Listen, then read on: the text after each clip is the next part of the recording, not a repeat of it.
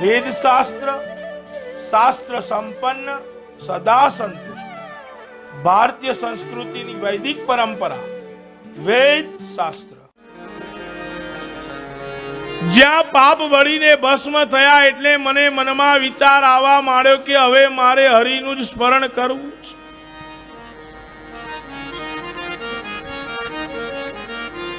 એટલે એમને વિચાર આવ્યો કે આ સંતોની સાથે હું જતો રહું અને હરિના નામનું સંકીર્તન કર્યા કરું. પણ મનમાં હરિદાસને વિચાર આવે છે કે મારી માં એકલી છે, વૃદ્ધ અવસ્થાની અંદર પ્રાપ્ત થઈ ગઈ છે, એની સેવા હું નહીં કરું તો કોણ કરશે? હું તો એમનો એકનો એક દીકરો છું. મારે માતા પિતાની સેવા કરવી પડે. મારે ઘર ગૃહસ્થાશ્રમ છોડીને જવાય નહીં. સજ્જનો ઘણા લોકો માતા પિતાનો ત્યાગ કરી અને સ્ટેજ ઉપર બેસી અને માતા પિતાની પૂજા કરવાનો તમને કહે છે. માતા પિતાની પૂજા કરો. પહેલા તો એ લોકોએ પણ માતા પિતાની પૂજા કરવી જોઈએ. સજ્જનો કહેવાથી નહીં, પણ જે મનુષ્ય પોતાના જીવનની અંદર માતા ને પિતાની પૂજા કરે છે એને સ્વર્ગ અહીંયા જ પ્રાપ્ત થઈ જાય. સાહેબ, જીવતા જીવ તમે તમારા મા બાપને તમે મીઠાઈ લાડવા ને ખીર ખવડાવી હશે તો મર્યા પછી તમારે એમને ખવડાવવાની કોઈ જરૂર પડશે નહીં. ગરુ પુરાણજીની અંદર લખવામાં આવ્યું છે કે જો તમે જીવતા જીવ તમે છત્રીનું દાન કરશો તો તમે અહીંયાથી વૈકુંઠમાં જતા વચ્ચે વરસાદ પડશે તો તમને છત્રીની પ્રાપ્તિ થશે. રાત પડશે ને અંધારું થશે. જો તમે કોઈને પથારીનું દાન કર્યું હશે, ગાદલાનું દાન કર્યું હશે, પલંગનું દાન કર્યું હશે તો ત્યાં તમને પલંગની પ્રાપ્તિ પણ થશે.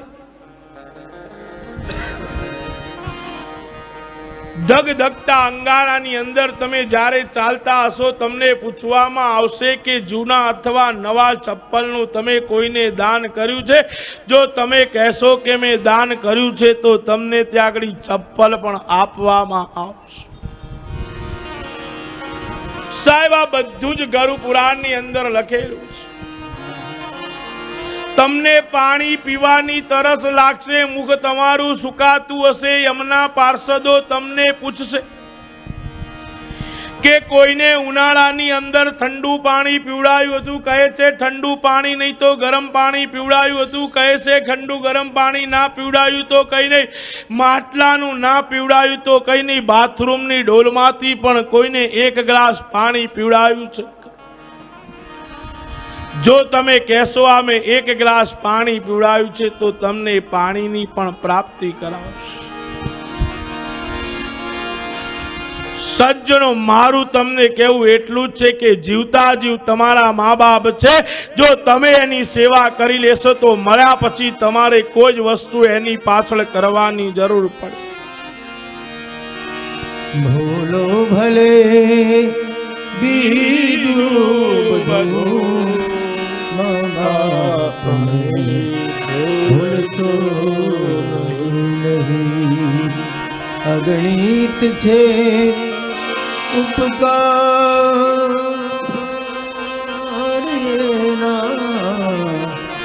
એ હરી સરસો નહીં.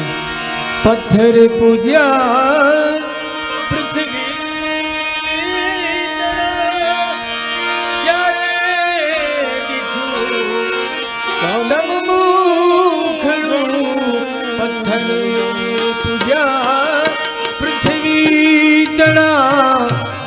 ત્યારે દીધું તમનું ખડું એ પુનીત જનના કાળજા. પથ્થરે બની છૂંદશો નહીં. ભૂલો ભલે બીજું બધું મા બાપને ભૂલશો નહીં. જય હો.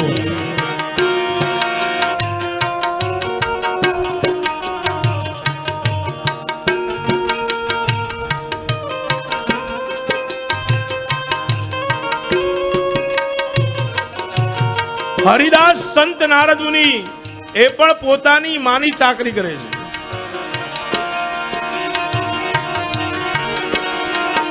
તો કાઢી મુખેથી કોડિયા મોમાં દઈ મોટા કર્યા. કાઢી મુખેથી કોડિયા મોમાં દઈ મોટા કર્યા.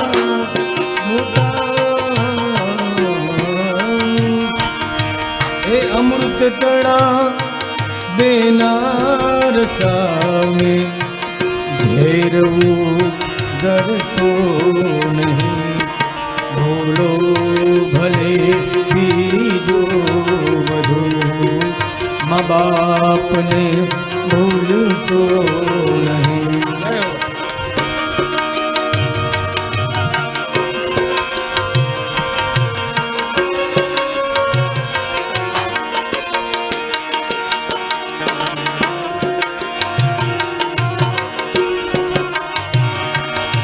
संतान थी सेवा चहो संतान छो सेवा करो. संतान थी सेवा चहो संतान छो सेवा करो. देवू करो એવું ભરો એ ભાવના ભૂલશો નહીં. ભૂલો ભલે બીજું બધું મા બાપને ભૂલશો નહીં. એ ધન ખર્ચતા મળશે બધું મા બાપ પિતા મળશે. ધન ખર્ચીતા મળશે માતા પિતા મળશે નહીં. એ પલ પલ એ પુનીત ચરણની ચાહના ભૂલશો નહીં. બોલો ભલે બીજું બધું મા બાપને ભૂલશો નહીં. મા બાપને ભૂલશો નહીં. મા બાપને ભૂલશો નહીં. કહે છે મારી માતા માની સેવા કરવા માટે હું ત્યાં આગળ રોકાઈ ગયો. મારી માતાનો બીજો કોઈ આધાર નહોતો માટે હું મારી માતાની સેવા કરવા માટે રોકાઈ.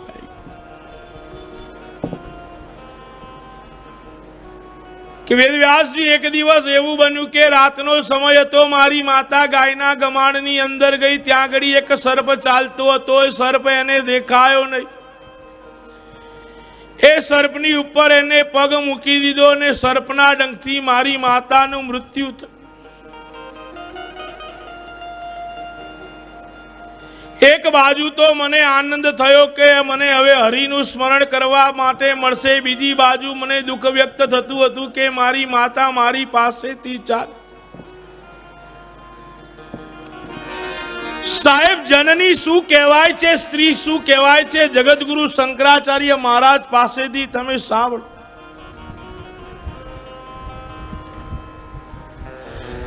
સાહેબ સ્ત્રી એ કોઈ સામાન્ય વસ્તુ નથી. સ્ત્રી એ સ્વયં શક્તિ ગણવામાં આવે છે. જો તમારા શરીરની અંદર શક્તિ ના હોય તો તમારું શરીર કોઈ જ કામનું રહેતું નથી. સાહેબ પાણીનો ગ્લાસ પણ તમારે ઉચકવો હોય ને તો તમારે શક્તિની જરૂર પડે છે. જો શક્તિ તમને ના મળે તો સાહેબ એ પાણીનો ગ્લાસ પણ ઊંચો કરીને તમે પી શકતા નથી.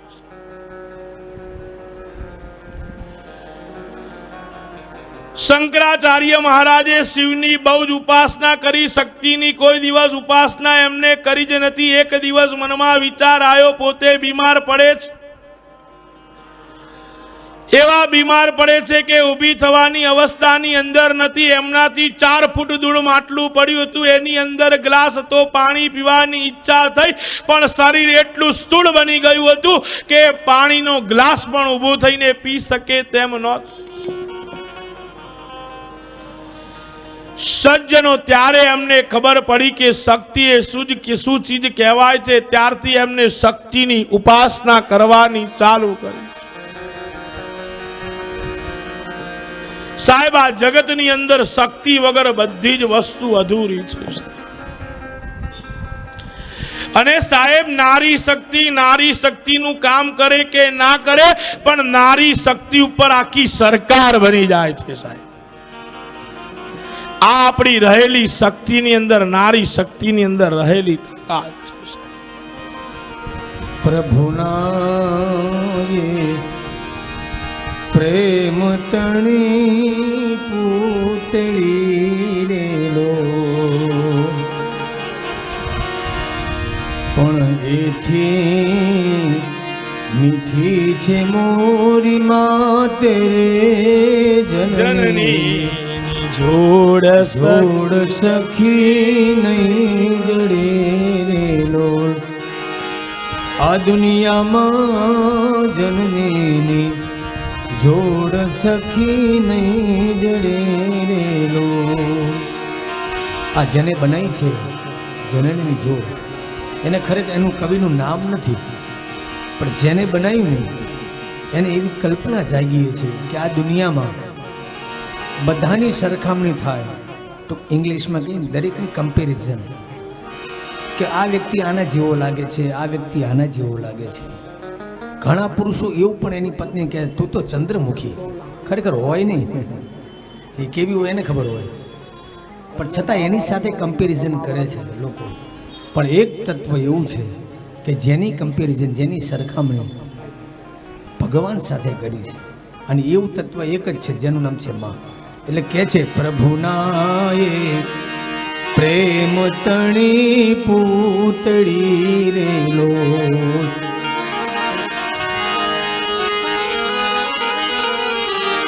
પ્રભુના પ્રેમ તણી પૂતળી રેલો,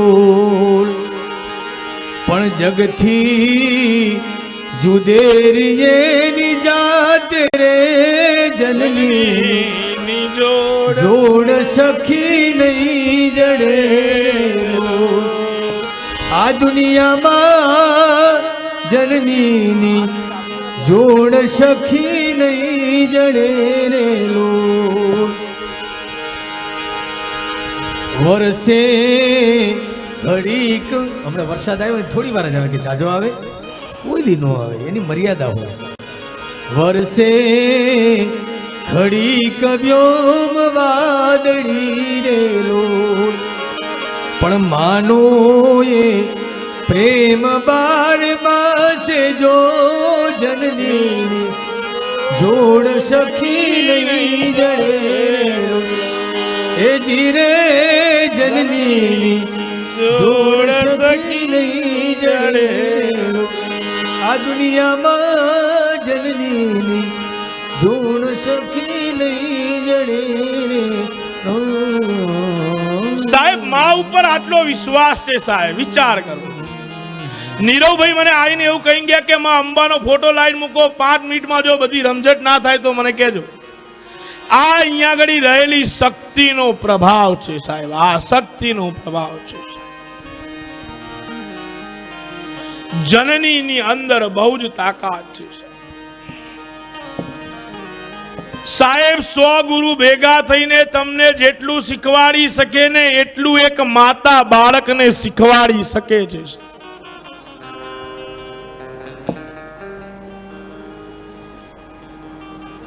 સાહેબ, બાપનો બાપ બની શકે છે પણ માની માં કોઈ બની શકતું નથી, કારણ કે માની માને પણ નાની માં કહેવામાં આવે છે સાહેબ. આ જ શક્તિ છે સાહેબ. અને સાહેબ, આ શક્તિ છે ને લક્ષ્મી પણ બની શકે, અને શક્તિ છે ને કાલી પણ બની શકે છે સાહેબ. નારદ મુનિ કહે છે કે એક બાજુ મને દુઃખ પણ વ્યક્ત થયું અને એક બાજુ મને મનમાં આનંદ પણ થયો કે આજથી મને શ્રી હરિનું સ્મરણ કરવા મળી જશે.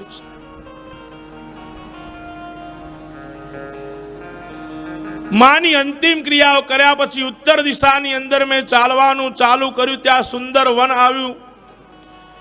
નિર્જર વનની અંદર એક નિર્જર વનમાં મેં પ્રવેશ કર્યો. ખૂબ જ ભૂખ લાગવાથી ત્યાં સરિદાના નીર પાસે ગયો. ત્યાં જઈ જલપાન કર્યું.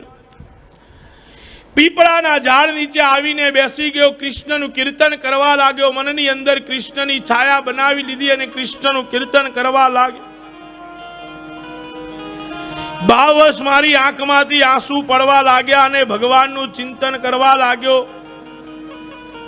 ત્યાર પછી મારી ભક્તિ જોઈ ભગવાન ત્યાં આગળ પ્રસન્ન થાય છે. ભગવાન થોડી વાર પ્રગટ થયા. આંખ ખોલી એટલામાં ભગવાન અંતર ધ્યાન થઈ ગયા.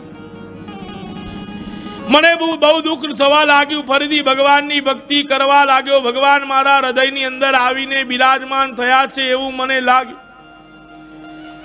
થોડીક વારની અંદર આકાશવાણી થઈ કે હે હરિદાસ, આ જન્મમાં તું ભગવાનને નહીં મળે પણ બીજા જન્મમાં ભગવાન તને તારી પાસે રાખશે. એક યુગ પૂરો થઈ જાય છે. બીજા યુગની અંદર એક યુગ પૂરો થાય છે ને બીજો યુગ શરૂઆત થાય છે. ભગવાન જાગૃત થયા. બ્રહ્માજીએ સૃષ્ટિની રચના કરવા માટે તે વખતે તેમની ઇન્દ્રિયોમાંથી હું અને મિર્ચી આદિ ઋષિઓ ઉત્પન્ન થયા. ભગવાનની દ્રષ્ટિથી શ્રી હરિની કૃપાથી ત્રણેય લોકમાં ફરું છું. ત્રણેય લોકની અંદર ફરું છું અને પ્રભુના ગુણગાન અહીંયા આગળ ગઈ રહ્યો છું. નારદજી કહે હે વેદવ્યાસજી, તમે તો પવિત્ર આત્મા છો, સાથે મને મારા જન્મના કર્મની વાત પૂછતા હતા. મેં આપને આ સગળી વાત આપને કઈ સંભળાવી કે દાસી પુત્ર માંથી હું સત્સંગી બન્યો છું અને ભગવાનના શરણની અંદર ભગવાનનું સ્મરણ કર્યા કરું છું. સજ્જનો જીવનમાં એક સંકલ્પ કરી દેજો, જે નારાયણનું નામ દે છે એને લક્ષ્મીની જરૂર પડતી નથી. કારણ કે જ્યાં નારાયણ જાય છે ત્યાં લક્ષ્મીજી પાછળથી જ પહોંચી જાય છે. કેવલ તમારે નારાયણના નામનું સ્મરણ કરવાની જરૂર. કેવલ તમારે નારાયણના નામનું સ્મરણ કરવાની જરૂર. સુતજી કહે છે નારદજી વેદવ્યાસજીના અમને પ્રશ્નનો જવાબ આપી નારદજી શ્રીમન નારાયણ નારાયણ કરતા ત્યાંથી ચાલ્યા જાય છે.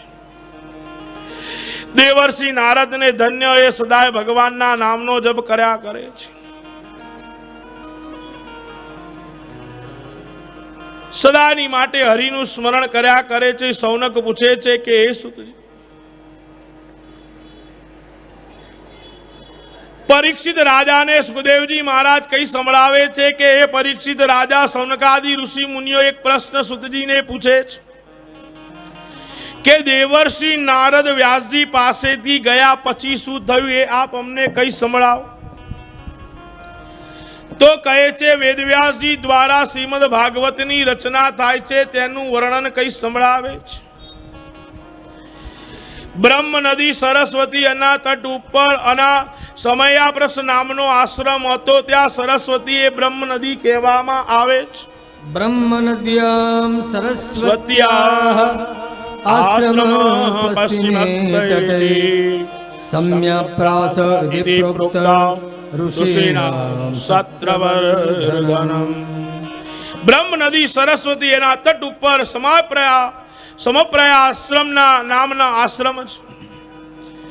એના કાંઠે વેદવ્યાસજી એક ભાગવતની રચના કરી રહ્યા છે.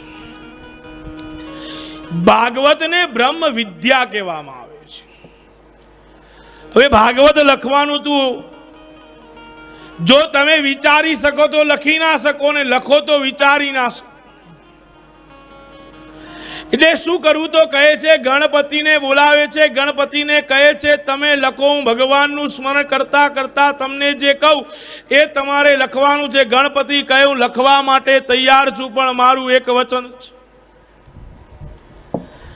કે જો તમે અટકાઈ જશો, કોઈ પણ જગ્યાએ અટકાઈ જશો તો ત્યાંથી બંધ કરી દઈશ. વેદ વ્યાસજી કહે છે સારું હું અટકાઈશ નહીં, પણ હે ગણપતિજી મહારાજ, હું તમને જે કાંઈ પણ કહું એ તમારે વિચાર કર્યા વગર તમારે એને લખવાનું નથી. જેવો તમારો વિચાર આવે એનું તમારે વર્ણન કરવાનું છે. ઘણા સમયે જ્યારે વેદ વ્યાસજીને સંધ્યાનો સમય થતો ત્યારે અટપટા શબ્દ આપીને ત્યાંથી જાય, અઢી ઘડીની અંદર પોતાનું કામ પતાવીને પાછા આવે, ત્યાં સુધી ગણપતિએ વિચારીને પોતાનું લખાણ લખી કાઢ્યું હોય. સાહેબ, ભાગવતે બ્રહ્મ વિદ્યા કહેવામાં આવે છે. વેદ વ્યાસજી સંધ્યા પૂજા કરીને ધ્યાન લગાવે છે, શ્રી હરિનું વર્ણન કરે છે, જે દેખાઈ રહ્યું છે એનું વર્ણન અહીંયા આગળ કરતા જાય. સજ્જનો, શ્રીમદ ભાગવતની રચના થઈ ગઈ છે. ચતુર્શ્લોકી ભાગવત માંથી 18,000 શ્લોકોનું વિવરણ થઈ ગયું છે. છતાં પણ વ્યાસજીને સંતોષ થતો નથી. સાહેબ, તમે તમારા જીવનની અંદર હજારો કરોડો રૂપિયાની મિલકત કરી દો, પણ તમારો છોકરો જો એને સાચવી ના શકતો હોય તો તમારા જીવનની અંદર, તમારા મનની અંદર ચિંતા રહેશે કે આ ધંધો અને વેપાર હું કેવી રીતે આ મારો છોકરો ટેકલ કરશે. સજ્જનો, વેદ વ્યાસજીને પણ ચિંતા છે. આટલું મોટું મેં પુરાણ બનાવ્યું છે, 18,000 શ્લોકોનું આ પુરાણ. હવે હું કોને આપું? એવો કયા વ્યક્તિને સોંપું કે જે પરમહંસોની આ તો સંહિતા છે, કયા સંતને હું સોંપું? આના માટે માણસ પણ પરમહંસ હોવો જોઈએ. જે પરમહંસ હોય એ જ આનો સ્વીકાર કરીશ. દ્રષ્ટિ દોડાવીને જોયું તો કહે છે મારો પુત્ર જ આનો સ્વીકાર કરી શકે એમ છે, બીજો કોઈ આનો સ્વીકાર કરી શકે તેમ નથી. પણ મારો શુક્ર તો, મારો જે દીકરો છે એ તો જન્મતાની સાથે જ ઘર છોડીને જતો રહ્યો છે. ક્યાંથી મને પ્રાપ્ત થશે? સાહેબ, સુખદેવજી 16 વર્ષના પોતાની માના ગર્ભમાંથી જન્મ ધારણ કરીને નીકળે છે. એની દિવ્ય કથા છે. ભગવાન પાર્વતી, ભગવાન શંકર પાર્વતીને જ્યારે દિવ્ય વ્યાખ્યાન કઈ સંભળાવતા હતા, એક દિવસ ઝઘડો ઘરની અંદર આવ્યો. આ નારદ મુનિએ ઘરની અંદર ઝઘડો ચાપ્યો છે. પાર્વતીજી બેઠા હતા ત્યાં આગળ, અને પાર્વતીજી કહે છે કે તમને સૌથી મોટામાં મોટું કોઈ આ જગતની અંદર જ્ઞાન છે, તમને ખબર છે? કહે છે ના, ખબર નથી. તો કહે છે ભગવાને તમને કોઈ દિવસ બતાવ્યું નથી? કહે છે ના, કે ભગવાન મારી પાસેથી કઈ છાનું છુપું રાખતા નથી. શું કહે છે? ના ના, આ તો મોટામાં મોટું જ્ઞાન છે, કદાચ બાકી રાખ્યું હશે, તમે પૂછો. નારદ મુનિ આટલું કહીને ઘરમાંથી ચાલ્યા જાય છે. થોડી વાર પછી ભગવાન મહાદેવજી ત્યાં આગળ આવે છે. પાર્વતીજી પૂછે છે કોઈ ગૃહ્યમાં ગૃહ્ય જ્ઞાન તમને ખબર છે? કહે છે ના, મને કોઈ ગૃહ્યમાં ગૃહ્ય જ્ઞાન ખબર નથી. આ વાત જેવી કીધી એવી દેવી તો ત્યાં આગળ તપવા માંડી. નારદ તમારો દીકરા જેવો છે, કદા પણ ખોટું બોલે નહીં. ભગવાન મહાદેવજીને ખબર પડી ગઈ કે મારા ઘરની અંદર કોક આજે આવીને ગયું છે. ભગવાન મહાદેવજીને ખબર પડી કે મારા ઘરે આજે કોઈ આવીને ગયું છે. કહે છે કોઈ આવ્યું હતું. દેવી ક્રોધાયમાન હતા, સામે જવાબ આપ્યો નહીં. એટલે સમજી લેવાનું કે તમે ઘરની અંદર જાઓ, તમારી ઘરવાળી ગુસ્સે હશે, તમે કોઈ પણ પ્રશ્ન પૂછશો, સામે એનો આન્સર કોઈ દિવસ આવવાનો નથી. આ તમારા ઘરમાં નહીં, દેવોના ઘરમાં પણ જવાબ આવતો. તમારું નહીં, આ ભગવાનના તા પણ આવો. ભગવાન સમજી ગયા કે કઈક આજે દાળમાં કાળું છે, કઈક ખોટું થયું છે. ભગવાન પૂછે છે નારદ આવ્યો તો? કહે આ નારદ તો મારો દીકરો છે, મારા ઘરે ના આવે તો કોણા ઘરે જાય?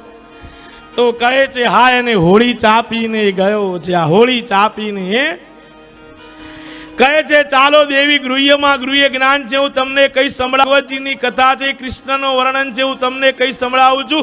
પણ એટલી વસ્તુનું ધ્યાન રાખજો કે જ્યાં સુધી હું બોલતો હોઉં ત્યાં સુધી તમારે સાંભળવાનું છે. સામે તમારે મને હું કરતો જવાબ આપતું રહેવાનું.